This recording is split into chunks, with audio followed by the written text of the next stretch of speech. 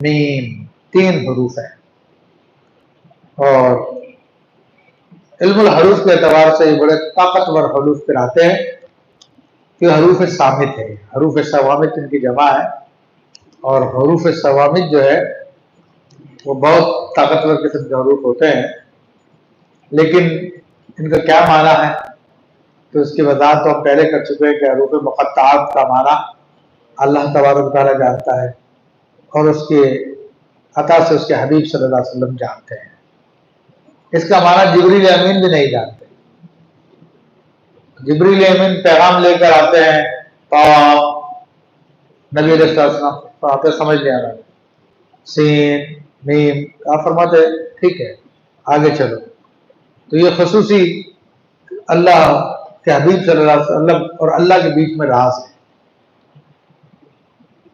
ویسے اس کی تعویلیں کی گئی ہیں،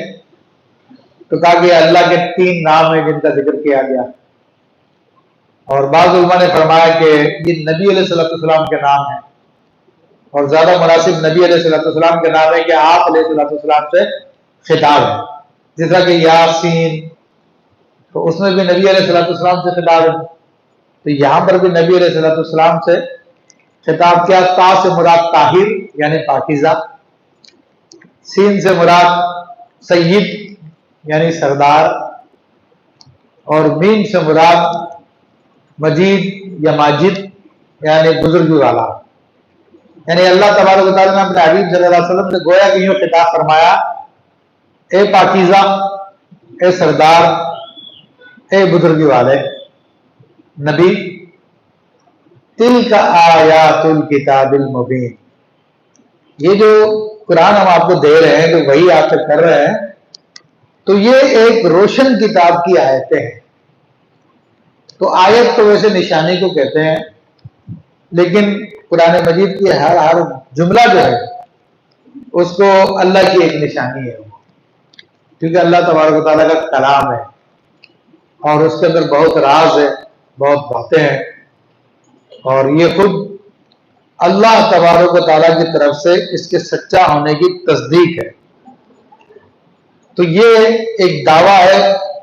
کہ یہ روشن کتاب کی آیتیں ہیں۔ اب دعوے پہ دلیل چاہیے، کیونکہ دعویٰ بغیر دلیل کے مانا نہیں جاتا، تو اس کے بعد اللہ تبارک و تعالیٰ نے اگلی آیتوں میں اس کے اوپر دلیل دی ہے۔ تو یہاں پر فرما دیا کہ یہ روشن کتاب کی آیتیں ہیں،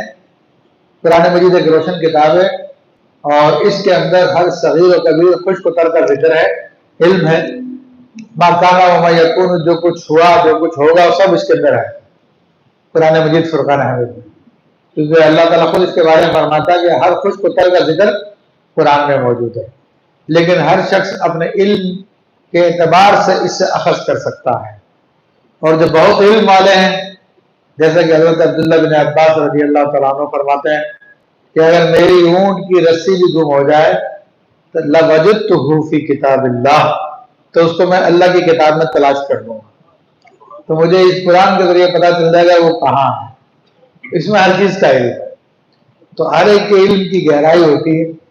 جو اس گہرائی کو سمجھ سکتا ہے اس کو جان سکتا ہے، ٹھیک ہے نا۔ اس کو یوں مثال سے سمجھ لیجیے کہ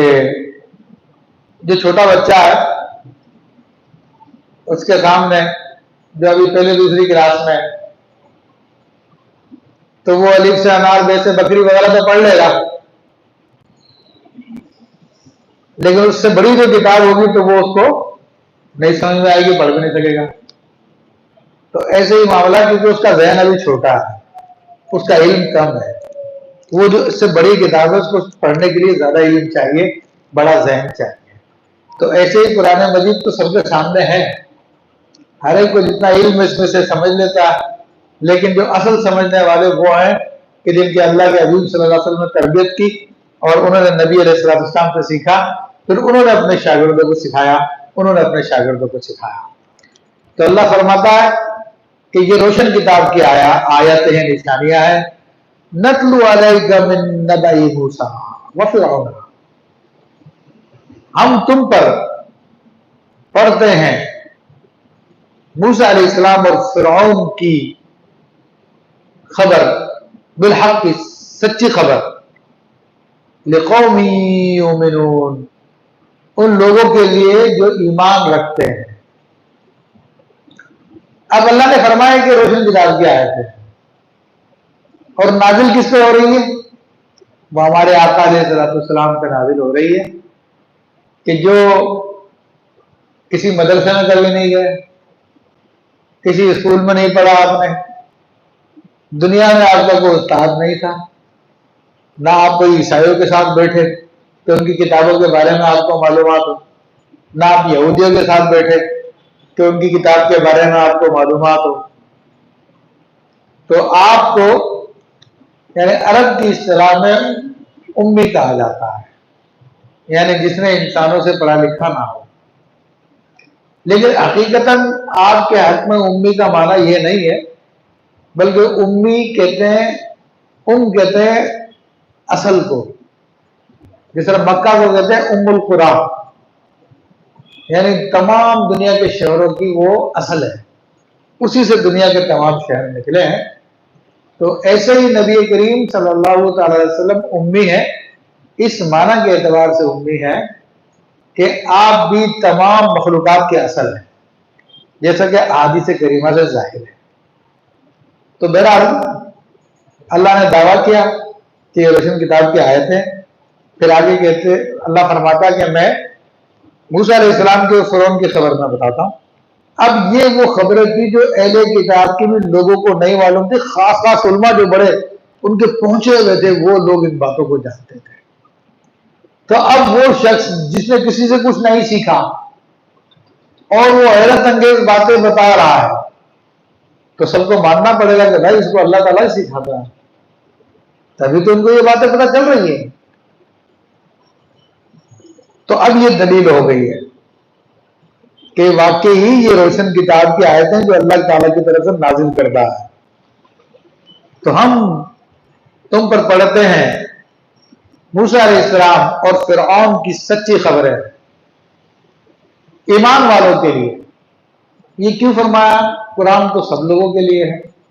اصل میں اس کو مانتے ایمان والے ہی ہیں۔ جب قرآن نازل ہوتا تھا اور نبی کریم صلی اللہ علیہ وسلم بیان فرماتے تھے اس کو، تو کافر انکار کر دیا کرتے تھے، اور جو مومن تھے وہ کہتے ہم ایمان لے کر آئے، ہم اس کو مانتے جو ہمارے رب نے فرمایا۔ تو اس سے مراد یہ کہ اس کو ماننے والے مومن ہی ہیں،